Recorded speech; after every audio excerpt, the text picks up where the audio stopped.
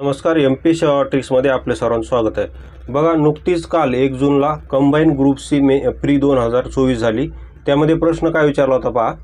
तर राष्ट्रपती पदाचे क्वालिफिकेशन म्हणजेच राष्ट्रपती पदाची पात्रतेची तरतूद घटनेच्या कोणत्या कलमात आहे असा प्रश्न आला होता. तर त्याचं योग्य आन्सर आहे 58. तर याची आपल्या पॉलिटीच्या जी आपली पॉलिटीची PDF आहे त्यामध्ये आपण ट्रिक्स काय केलेली त्याची पहा. तर त्याची ट्रिक्स दाखवतो बघा. तर ट्रिक्स आहे कलम 58. तर बघा, कलम 58 काय, तर कलम 58 आहे राष्ट्रपती पदाची पात्रता म्हणजेच काय क्वालिफिकेशन कलम 58 मध्ये दिलेलं आहे.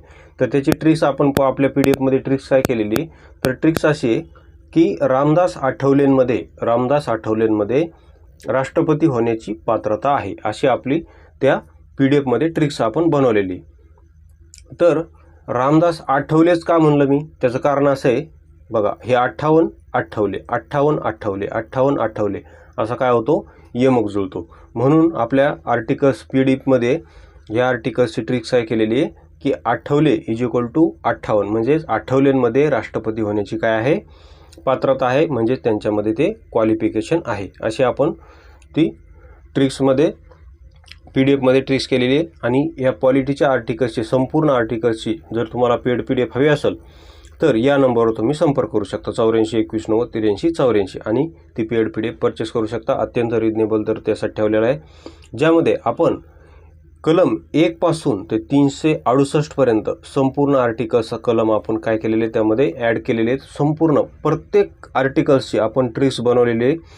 तुम्हाला फक्त 2 वेळेस वाचलेचे सगळे तर परमनंट लक्षात राहून जाणार. परीक्षेपुरतंच नाही तर परमनंट आयुष्यभरासाठी ते आर्टिकल्स तुमच्या लक्षात राहणार आहेत. ते तुम्ही तुमच्या लेकरांना पण नंतर शिकवू शकता.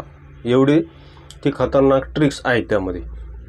तसेच पंचायत राजचे 243A पासून ते 243 ZG पर्यंत हे संपूर्ण सब आर्टिकल्स पण त्यामध्ये आपण ॲड केलेले आहेत. ह्या सब आर्टिकल्सवर सुद्धा काल प्रश्न आला होता की कोणत्या आर्टिकल्सनुसार महिला आरक्षण आहे पंचायतींमध्ये असा प्रश्न आला होता.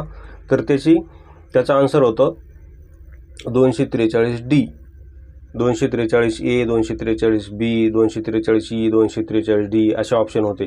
तर योग्य आन्सर आहे 243D. आणि हे आपण आपल्या ट्रिक्समध्ये याची ट्रिक काय केलेली आहे, D फॉर दलित आरक्षण अशी आपण ट्रिक केलेली आहे. D फॉर दलित आरक्षण अशी, D फॉर दलित आरक्षण म्हणजेच SC ST आरक्षण. तसेच त्यामध्ये संपूर्ण आरक्षण येतं, मग महिला आरक्षण सगळं त्यामध्ये येतं. D फॉर दलित आरक्षण म्हणजे फक्त आरक्षण हा शब्द महत्त्वाचा आहे त्यामध्ये. तर अशा प्रकारे ट्रिक्स आहेत. व्हिडिओ आवडला असेल तर चॅनल सबस्क्राईब करा. धन्यवाद.